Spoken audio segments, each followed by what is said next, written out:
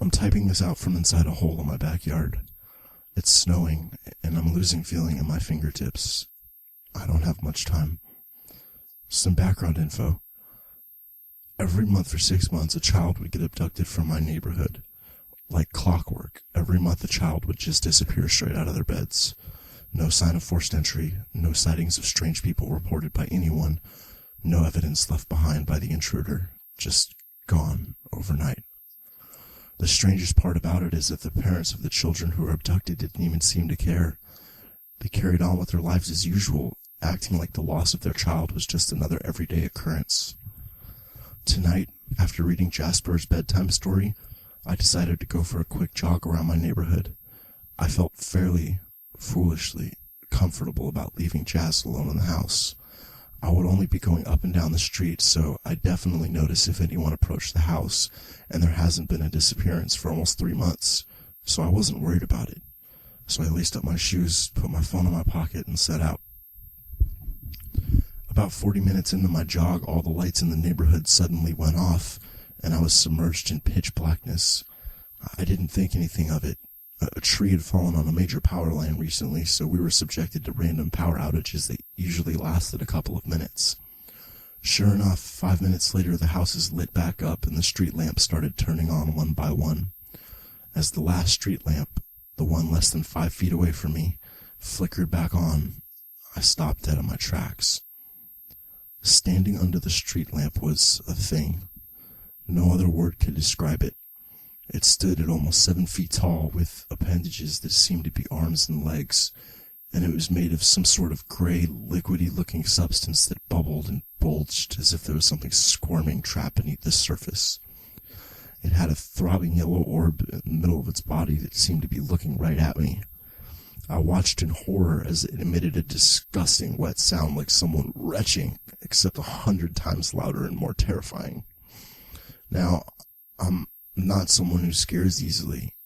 I go to no sleep for bedtime stories, but I will admit, at this point, I turned tail and I ran like a bat out of hell. I got through my front door in record time and I proceeded to bolt every door, lock every window, and draw every curtain in the house. I peeked out of the peephole and was relieved to find nothing. I felt calm for a split second, and then I heard the sound of a door opening from upstairs and felt my stomach drop. I forgot to check on Jasper. I ran upstairs and skidded to a halt outside of Jasper's room.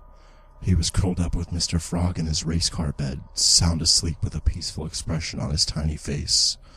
And towering over him was it. I guess I must have whimpered or something because it turned to look at me, making that awful noise again.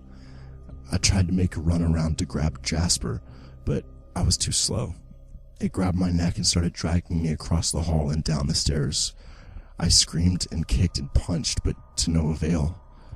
While the skin itself was slimy like rotting flesh, it was hard as a concrete block underneath. It managed to open the front door and take me outside to the backyard. It was carrying me towards the big hole that was going to be our new swimming pool. I tried screaming louder, but its grip on my neck was too strong and I could barely breathe. Just when I was about to pass out from lack of oxygen, it released me, and I felt fleeting relief before I smashed into the bottom of the hole. I've been lying in here since. Thankfully, I remembered my phone in my pocket, mostly undamaged from the fall, and I'm typing this out in hopes that someone from my neighborhood will find this and find out the truth. I don't know how long it's been. It's still dark, so it can't have been more than a few hours. When I hit the bottom, I felt a crack of excruciating pain, then sudden numbness from the waist down. I can't feel or move my legs.